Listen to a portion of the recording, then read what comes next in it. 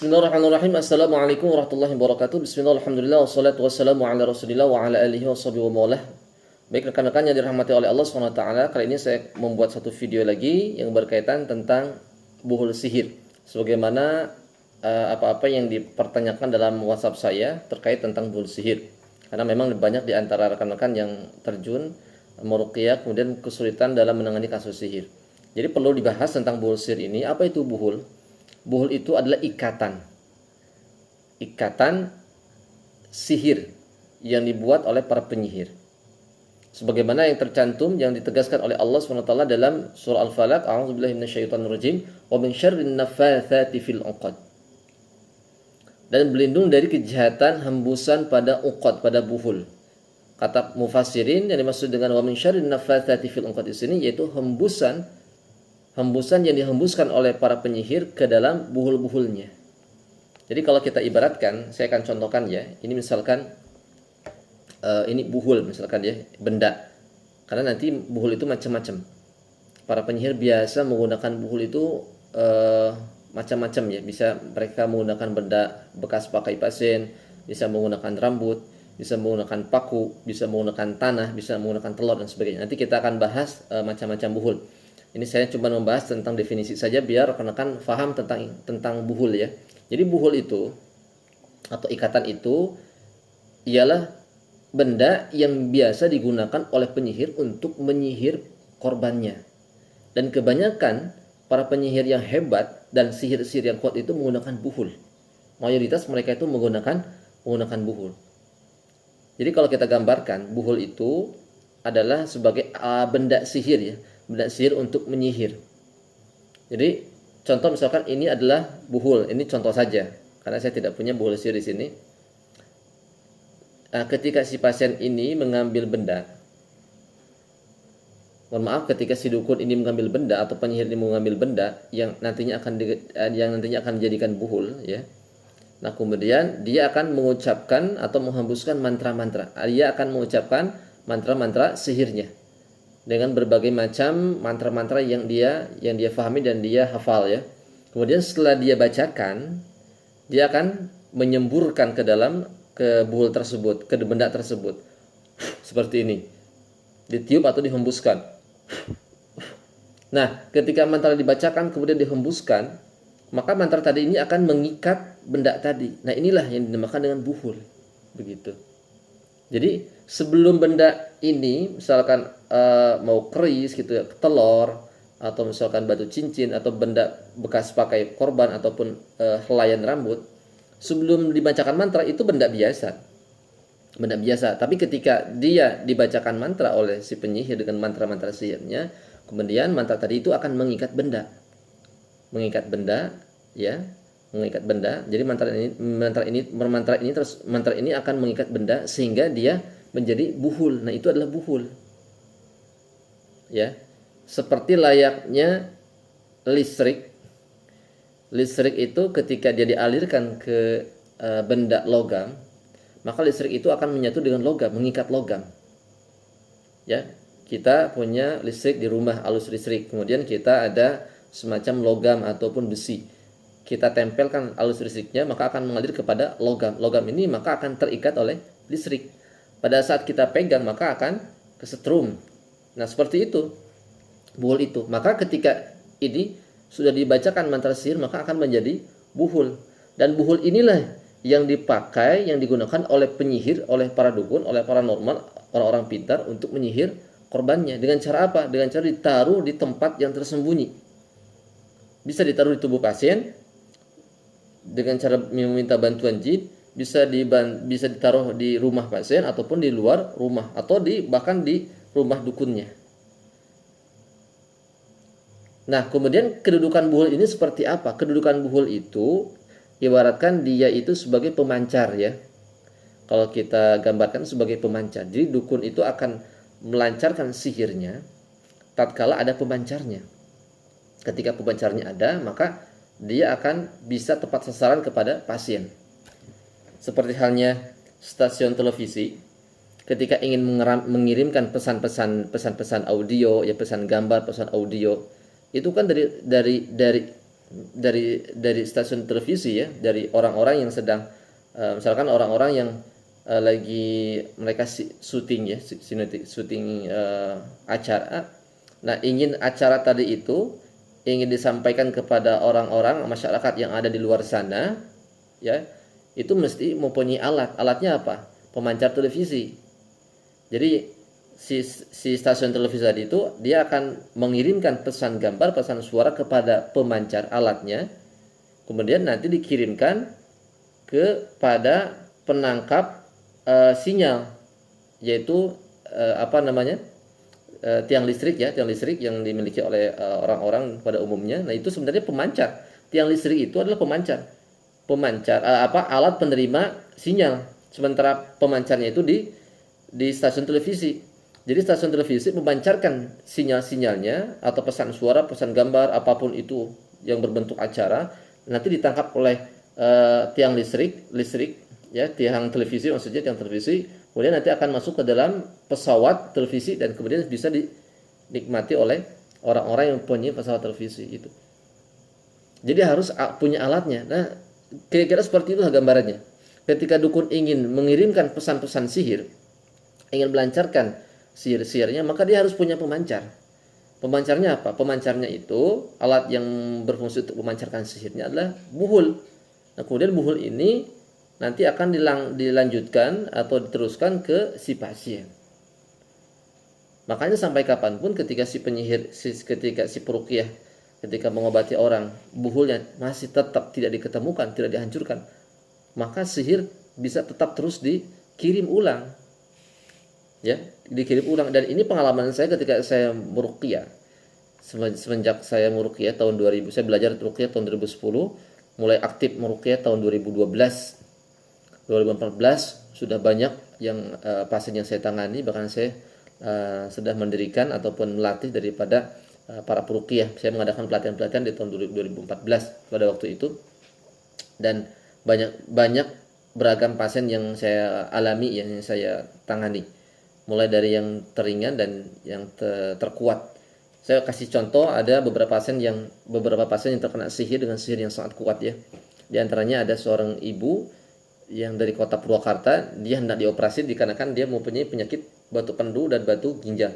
Dokter sudah menganalisa, men-scan, merongsen, di situ ada batu ginjal, batu pendu. Ibunya tidak bisa tidur karena saking sakitnya, menahan rasa sakitnya, nggak bisa tidur. Saya ruqyah lewat telepon, kemudian kesurupan, dan akhirnya setelah diruqyah 1 kali lewat telepon itu, anehnya penyakit itu hilang. Dokter mengatakan sudah tidak ada penyakitnya, kemudian pulang. Luar biasa ya, hanya dengan telepon penyakit itu hilang. Padahal sudah mau dioperasi, rencananya besoknya mau dioperasi. Malam sebelum dioperasi di ruqyah ternyata hilang penyakitnya.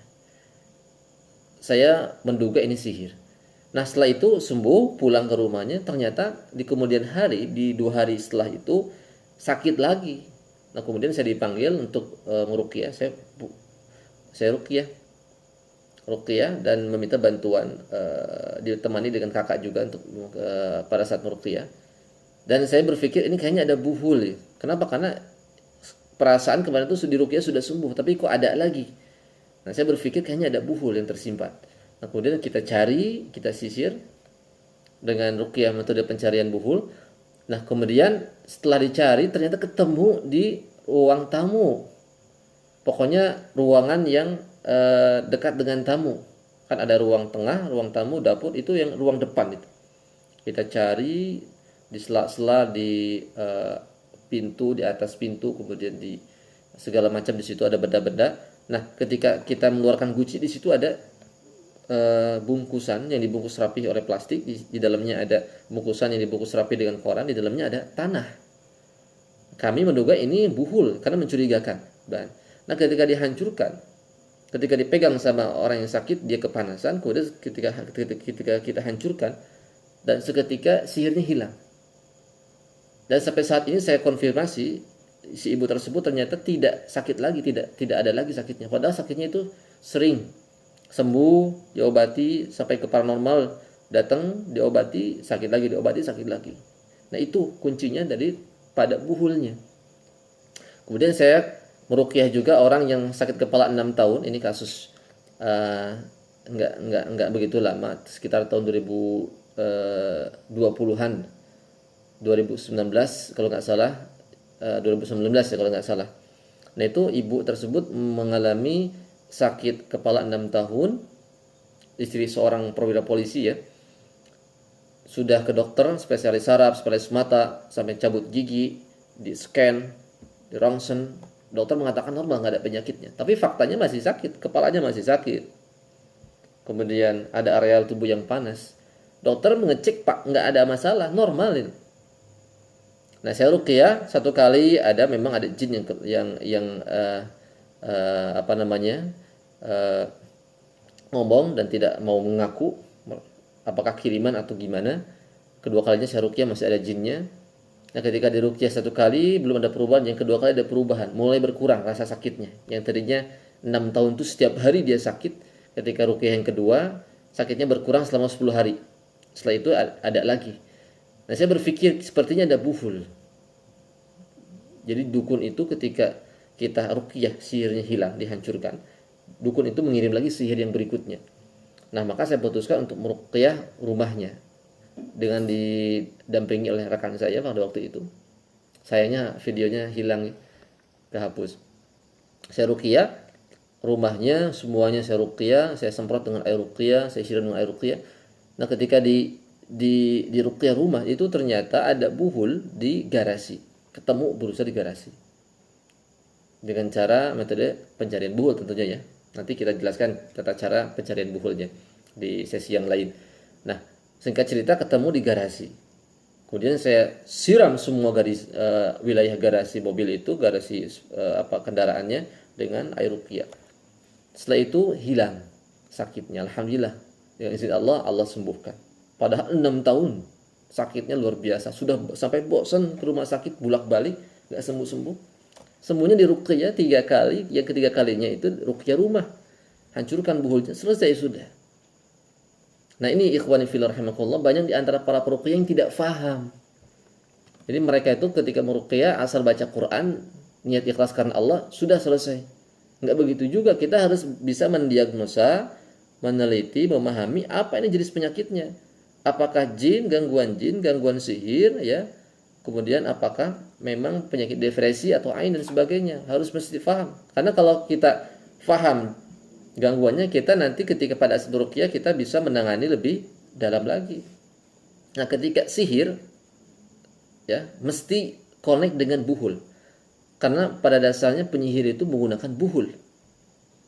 Ini sudah diterangkan dalam Al-Qur'an. Allah itu sudah memberikan informasi bahwasanya penyihir itu biasanya menggunakan buhul, mantra buhul itu saja sebenarnya. Bahkan Nabi SAW beliau disihir oleh seorang Yahudi yang bernama Labid bin Al-Aqsam. Dia adalah orang Yahudi dari Bani Zuraik yang sepakat para ulama dia itu termasuk para penyihir yang hebat, yang kuat pada zamannya, yang dibayar beberapa dinar untuk membunuh Nabi, tapi Allah selamatkan Nabi dengan kehendaknya, dengan kekuatannya. Dan Allah itu memberikan bantuan kepada Nabi dengan cara apa? Mengirimkan 2 malaikat memberikan cara-cara menanganinya. Malaikat tadi itu memberitahukan cara menangani sihir itu dengan cara apa? Dengan cara memusnahkan buhulnya. Dikasih tahu oleh malaikat, ya Rasulullah, buhulnya itu adalah terbuat dari menggunakan helaian rambut Nabi, sisir, kemudian kulit ngayang kurma jantan, disimpan di sumur Darwan. Di situ. Kemudian Nabi mengambilnya dengan para sahabat, mengambilnya kemudian memusnahkannya. Setelah itu baru selesai, hilang sihirnya, musnah. Nabi disihir sampai 40 malam 40 hari. Jadi seperti itu ya. Jadi buhul itu sekali lagi bahwasanya buhul itulah benda sihir yang digunakan oleh penyihir untuk menyihir korbannya.